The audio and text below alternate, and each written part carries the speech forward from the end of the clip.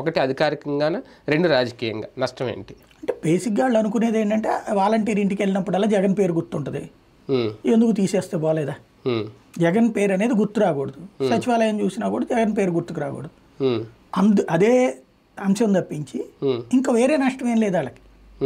కాబట్టి వాళ్ళు గ్రహించాల్సిందే. అదే ఈ వీళ్ళ పార్టీకి అనుకూలంగా వాడుకోవచ్చు, బాబు గారికి అనుకూలంగా వాడుకోవచ్చు, అదే ఓటు బ్యాంక్ రాజకీయం వీళ్ళు కూడా ఆ వాలంటీర్ ద్వారా చేయొచ్చు కదా, చేయాలనుకుంటే బ్యాక్గ్రౌండ్లో తీసేయాల్సిన పని ఏముందంటే వీళ్ళకి చెప్తుంది అదే. ఇందాక మీరు చెప్పినట్టే వాళ్ళ నాయకుల దగ్గరికి మనుషులు రారు కదా, ఇప్పుడు దానివల్లనే నాయకుల దగ్గరికి మనుషులు రాక దెబ్బతిన్నాడు జగన్మోహన్ రెడ్డి అన్నటువంటి. ఇప్పుడు మళ్ళీ రేపటి ఎలక్షన్స్లో నాకు తెలిసి ఖచ్చితంగా ఇది ఒక రెఫరెండం అవుతుంది. జగనే ఉంటాడు నెక్స్ట్ ఎలక్షన్స్కి వచ్చినప్పుడు, నేను వాలంటీర్ వ్యవస్థ తెస్తా, సచివాలయ వ్యవస్థ పునరుద్ధరిస్తా అంటాడు.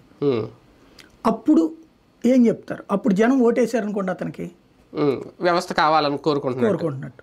ఇప్పుడు ఏంటంటే ఈ ఎలక్షన్స్లో కనుక వీళ్ళు మేము తీసేస్తామని చెప్పి ఎన్నికలకు వచ్చి ఉంటే రెఫరెండం అయ్యేది. కానీ జగన్ ముందే చెప్పారుగా, నేను రాకపోతే మీకు ఈ పథకాలు ఎవరు, ఆగిపోతాయి, ఇంటింటికి రావు, అన్ని ముందే చెప్పాడు. అలాగే జరుగుతున్నాయి. అమరావతి జగన్ ఆపేస్తాడని చంద్రబాబు చెప్పాడు, కానీ ఓట్లేసారు కంటే మరి అమరావతికి వ్యతిరేకమా జనం? అట్లా చెప్పడం కాదు కదా, ఎజెండా నాది ఇది అని చెప్పడం. వాళ్ళు చెప్పలా తెలుగుదేశం, ఇంకా ఉంచుతానంది, ఇంకా బాగా చూసుకుంటామండి. అంటే అమరావతికి దీనికి డిఫరెన్స్ ఏంటంటే నేరుగా లబ్ధి పొందుతున్నారు ఈ పథకాల ద్వారా వాలంటీర్. అమరావతి అంటే ఏదో అక్కడ ఒక రాజధాని, అది పెద్ద పట్టించుకోవాలి. అక్కడే లెక్క, అక్కడైన పబ్లిక్ అదే కదా.